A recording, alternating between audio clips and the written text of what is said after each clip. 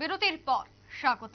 নির্বাচনের দিনক্ষণ ঘোষিত এবং তারই আগে প্রত্যেকটি রাজনৈতিক দল তাদের প্রার্থী তালিকা চূড়ান্ত করছে। তারই মধ্যে কংগ্রেস এখনো আরো কয়েকটি আসনে প্রার্থীর তালিকা প্রকাশ করবে। ইতিমধ্যেই খবর যে প্রার্থী ঠিক করতে আজ দিল্লিতে বসতে চলেছে রুদ্ধদ্বার বৈঠক। খার্গের নেতৃত্বে এআইসিসির নির্বাচনী কমিটির সেই বৈঠকে অন্ধ্রপ্রদেশের লোকসভা এবং বিধানসভার প্রার্থীদের নিয়েই হতে পারে মূল আলোচনা, এমনটাই বলছে সূত্র। সে বিষয়ে বিস্তারিত জানবো। টেলিফোন লাইনে রয়েছে এক্সিকিউটিভ এডিটর নীল বণিক। নীল, আজ কংগ্রেস সর্বভারতীয় সভাপতি মল্লিকার্জুন খার্গের নেতৃত্বে একটি নির্বাচনী কমিটির বৈঠক হতে চলেছে। মূলত কি বেরিয়ে আসতে পারে? তৎসঙ্গে অন্ধ্রপ্রদেশের লোকসভা এবং বিধানসভার প্রার্থী নিয়ে আলোচনা, কি নয়া চমক থাকতে পারে? জানি যে 5 তারিখ কংগ্রেস তার ইস্তেহার প্রকাশ করবে। ইস্তেহার প্রকাশ করার আগে ফের হয়তো ইস্তেহারের বিষয়গুলি বা ইস্তেহারের খুঁটিনাটি আরো একবার খতিয়ে দেখবে কংগ্রেসের যে নির্বাচনী ইস্তেহার কমিটি, সেই কমিটি। পাশাপাশি নির্বাচনী কমিটির যে বৈঠক, সেই বৈঠক বসছে এবং মল্লিকার্জুন খার্গের নেতৃত্বেই মূলত বৈঠক হচ্ছে। বৈঠকে কিন্তু যেটা আলোচনা হবে প্রথমেই প্রার্থী পদ নিয়ে, অর্থাৎ এখনো দেশ জুড়ে লোকসভার বহু আসনে কিন্তু কংগ্রেস প্রার্থী ডিক্লেয়ার করেনি। তার মধ্যে অবশ্যই দক্ষিণের অন্যতম রাজ্য কংগ্রেস, যেখানে কংগ্রেস একটা সময় রাজত্ব করত, কিন্তু পরে আঞ্চলিক দলগুলির প্রভাবে এবং বিজেপি এনডিএ এর প্রভাবেও একটা সময় কংগ্রেস অন্ধ্রপ্রদেশ থেকে ক্ষমতাচ্যুত হয়েছে। তারপর কিন্তু তারা আর সেইভাবে কিন্তু অন্ধ্রপ্রদেশের মাটিতে ক্ষমতায় আসতে পারেনি। তেলেঙ্গানাতে কংগ্রেস ফিরলেও কিন্তু হায়দ্রাবাদে তোমার অন্ধ্রপ্রদেশে কিন্তু কংগ্রেস এখনো যথেষ্ট কোণঠাসা। সেই জায়গা থেকে এবারের ভোটে দক্ষিণের রাজ্যে যখন কংগ্রেস একটা ভালো ফল করার ইঙ্গিত পাচ্ছে, ঠিক সেই সময় দক্ষিণের রাজ্যে অন্ধ্রপ্রদেশে যাতে দলের বিপর্যয় না হয় তার জন্য মূলত আজকের এই বৈঠকে আলোচনা হতে পারে। মূলত অন্ধ্রপ্রদেশের মাটিতে এই মুহূর্তে একটি সেখানকার স্থানীয় পার্টি এবং অবশ্যই সব থেকে বড় পার্টি এর মধ্যে একটা তেলেগু দেশম পার্টি, যেটা প্রাক্তন মুখ্যমন্ত্রী চন্দ্রবাবু নাইডুর পার্টির সঙ্গে কিন্তু সরাসরি জোট হয়েছে বিজেপি। সেই জায়গাতে দাঁড়িয়ে তিনজন একসঙ্গে জোট, আর জগনমোহন রেড্ডির দল আলাদা রয়েছে, ওয়াইএস কংগ্রেস, এবং পাশাপাশি কংগ্রেস আলাদা। তার মানে বুঝতে পারা যাচ্ছে যে ত্রিমুখী লড়াই অন্ধ্রপ্রদেশে কিন্তু হতে চলেছে। এবং অন্ধ্রপ্রদেশের বেশ কিছু জায়গায় সেখানে কিন্তু বামপন্থীদের একটা সংগঠন রয়েছে। বিশেষ করে সেখানে সিপিআই এবং সিপিএম, এই দুই বামপন্থী সংগঠনের কিন্তু ভোট রয়েছে।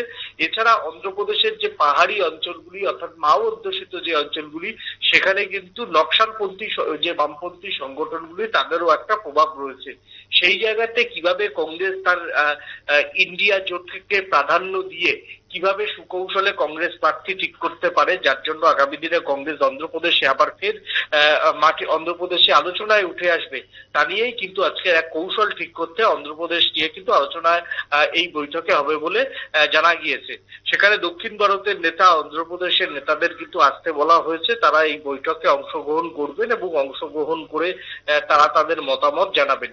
এবং অন্ধ্রপ্রদেশের প্রার্থী তালিকা হয়তো আগামী 2-1 দিনের মধ্যে ঘোষণা করা হবে, তার জন্যই আজকের এই বৈঠক। পাশাপাশি অন্ধ্রপ্রদেশ বিধানসভা নির্বাচন, সিকিম বিধানসভা নির্বাচন, অরুণাচল প্রদেশ বিধানসভা নির্বাচন, এই যে বিধানসভা নির্বাচন যেগুলোতে সামনে আছে, সেই সমস্ত বিধানসভা নির্বাচনের জন্য কিন্তু কংগ্রেস কিন্তু বৈঠক করবে। তার কারণ হচ্ছে কংগ্রেস এই রাজ্যগুলিতে ক্ষমতায় নেই, অন্তত ক্ষমতায় না আসলেও যাতে বিরোধী দল হিসেবে আত্মপ্রকাশ করতে পারে, সেই চেষ্টা কিন্তু মল্লিকার্জুন খার্গেরা নেবে।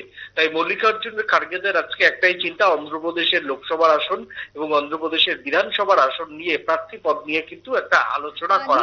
অন্ধ্রপ্রদেশ সহ দক্ষিণের বিভিন্ন রাজ্যগুলিতে বিজেপির শক্তি একটু কম বা বিজেপি দুর্বল রয়েছে, সেক্ষেত্রে এই বিষয়গুলি কি ইতিমধ্যেই কংগ্রেস হাতিয়ার করছে, বা কংগ্রেস তাই এবার অন্ধ্রপ্রদেশ থেকে শুরু করে দক্ষিণে যে সমস্ত রাজ্যগুলি রয়েছে তার উপর বেশি জোর দিচ্ছে?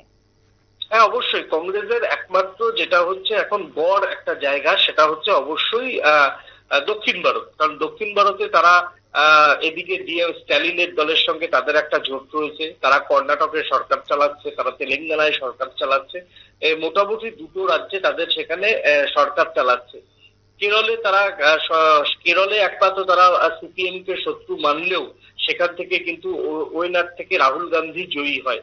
অর্থাৎ কংগ্রেসের কিন্তু সেখানে মানে কেরলেও একটা সংগঠন রয়েছে। অন্যদিকে যদি দেখা যায় তুমি অন্ধ্রপ্রদেশের কংগ্রেসের বিধায়ক সংখ্যা কিছু রয়েছে, একেবারেই যে শূন্য তা কিন্তু নয়।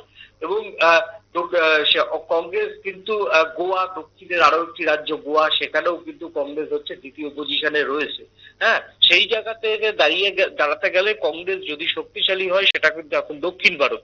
এই দক্ষিণ ভারতের মাটি কংগ্রেস যে স্বভাবতই ছাড়তে চাইবে না, তার জন্য অন্ধ্রপ্রদেশ এই মুহূর্তে তাদের অন্যতম গুরুত্বপূর্ণ। কারণ অন্ধ্রপ্রদেশেই একসময় তাদের কংগ্রেসের অন্ধ্রপ্রদেশ থেকেই সাংসদ হয়ে প্রধানমন্ত্রী পর্যন্ত হয়েছিল পিভি নরসিংহ রাও। তিনি অবিভক্ত অন্ধ্রপ্রদেশের নেতা ছিলেন।